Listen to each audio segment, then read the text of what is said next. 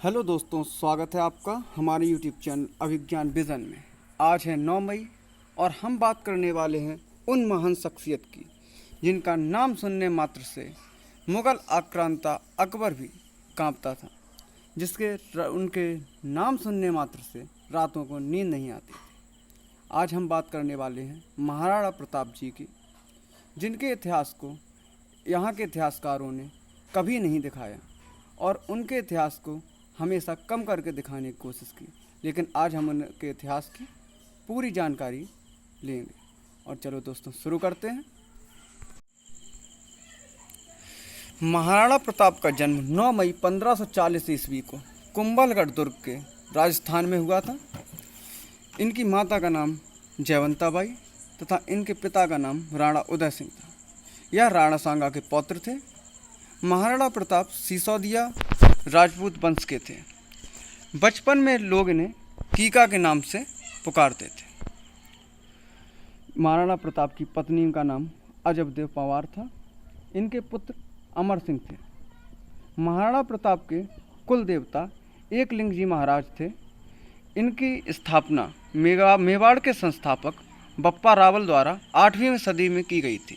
बप्पा रावल जो एक महान योद्धा थे, इन्होंने मेवाड़ राजवंश की स्थापना की थी।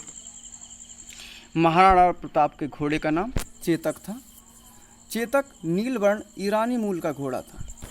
चेतक के बारे में आप लोगों ने सुन ही रखा होगा। यह एक बहुत ही तीव्र गति वाला और बहुत शक्तिशाली घोड़ा था।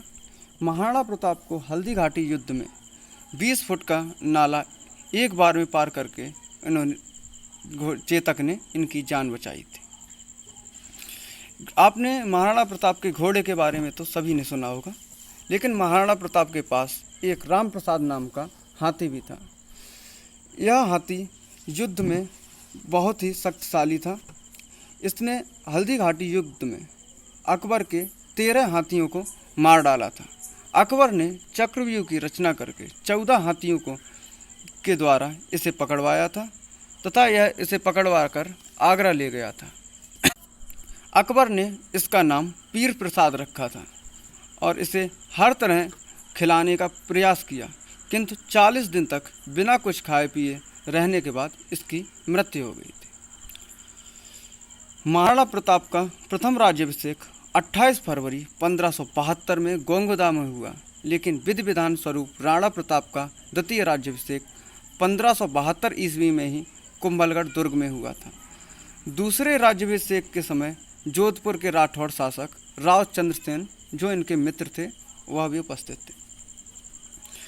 अकबर ने महाराणा प्रताप को संधि करने के लिए उनके पास 4 बार राजदूत भेजे, जिसमें सर्वप्रथम सितंबर 1572 ईस्वी में जलाल खां प्रताप के खेमे में गया। इसी क्रम में मान सिंह 1573 ईस्वी में, भगवान दास सितंबर 1573 ईस्वी में तथा राजा टोडरमल दिसंबर 1573 ईस्वी में। ये सभी प्रताप को समझाने के लिए पहुँचे, लेकिन राणा प्रताप ने चारों को निराश किया। इस तरह राणा प्रताप ने मुगलों के अधीन स्वीकार करने से मना कर दिया, जिसके परिणाम स्वरूप हल्दी घाटी का ऐतिहासिक युद्ध हुआ। अकबर के द्वारा बार बार राजदूतों को भेजा जाना मुख्य रूप से अकबर ये चाहता था कि महाराणा प्रताप से उसे युद्ध न करना पड़े, किंतु अंत में हल्दी घाटी का ऐतिहासिक युद्ध हुआ। हल्दी घाटी का युद्ध मुगल बादशाह अकबर और महाराणा प्रताप के बीच 18 जून 1576 ईस्वी को लड़ा गया था। इस युद्ध में मेवाड़ की सेना का नेतृत्व महाराणा प्रताप ने किया था। उनके साथ भील सेना के सरदार राणा पुंजा भील थे। महाराणा प्रताप की तरफ से लड़ने वाला एकमात्र मुस्लिम सरदार हाकिम खां सूरी था। इस युद्ध में राणा पुंजा भील का महत्वपूर्ण योगदान रहा, जो वनों में निवास करते थे। इस युद्ध में बींदा के झालामान ने अपने प्राणों का बलिदान करके महाराणा प्रताप के जीवन की रक्षा की। इस युद्ध में जब महाराणा प्रताप चारों ओर से शत्रुओं से घिर गए, तब बींदा के झालामान ने उनका छत्र अपने सर पर रख के उन्हें वहां से निकलने में मदद की तथा उनका अस्त्र चेतक, जो कि एक तलवार लगने से घायल हो गया था, उन्हें ले जाकर 20 फुट के नाले से पार कराने के बाद दम तोड़ा। इस युद्ध में मुगल सेना का नेतृत्व मान सिंह तथा आसफ खान ने किया था। इस युद्ध का आंखों देखा वर्णन अब्दुल कादिर बदायूनी ने किया है। इस युद्ध को आसफ खान ने अप्रत्यक्ष रूप से जिहाद की संज्ञा दी थी। जिहाद के बारे में आप सभी लोग जानते ही हैं।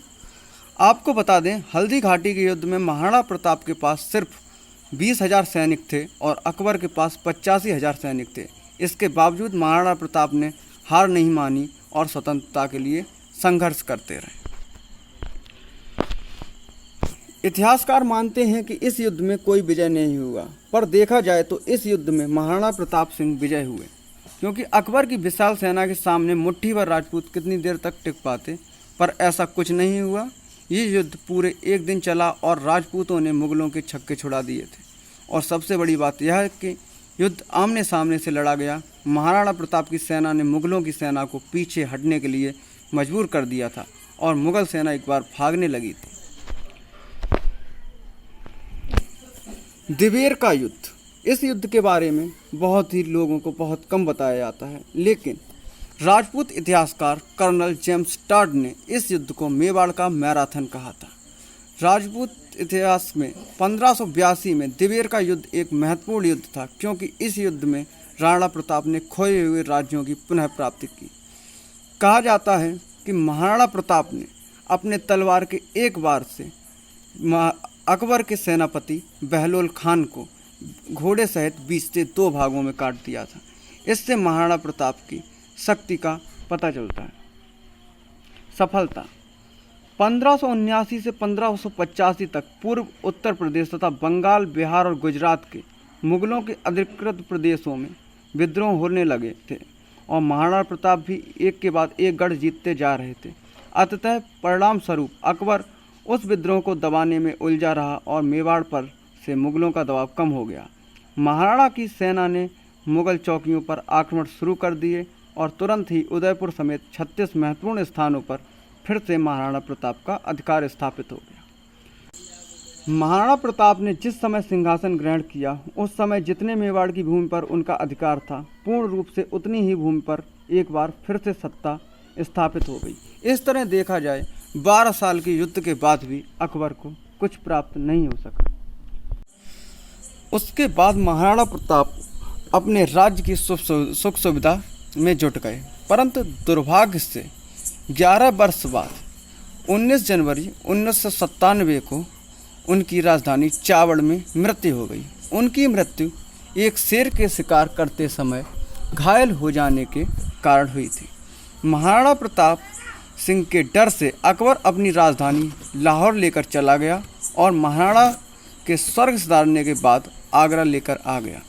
एक सच्चे राजपूत, सूरवीर, देशभक्त योद्धा, मातृभूमि के रखवाले के रूप में महाराणा प्रताप दुनिया में सदैव के लिए अमर हो गए।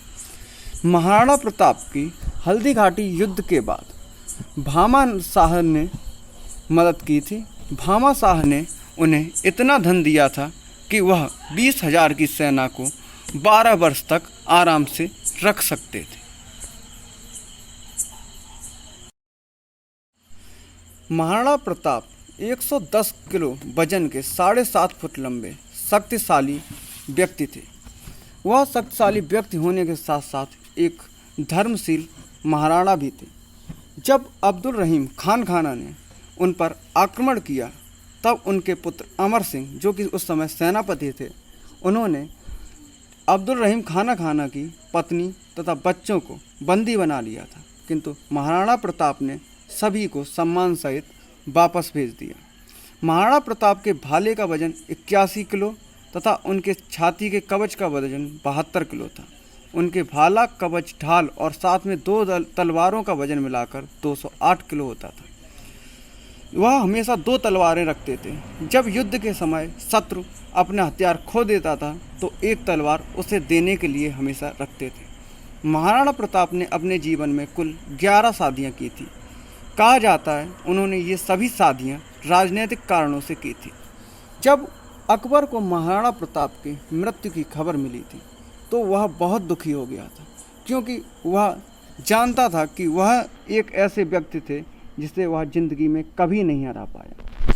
अकबर को एक पीर बाबा ने यह भी कहा था कि अगर अकबर महाराणा प्रताप से कभी भी आमने सामने युद्ध करेगा तो वह युद्ध में मारा जाएगा। इसकी वजह से अकबर कभी उनसे लड़ने आमने सामने नहीं गया, हमेशा उसने अपने सेनापतियों को भेजा। तो दोस्तों बताइए आपको ये जानकारी कैसी लगी?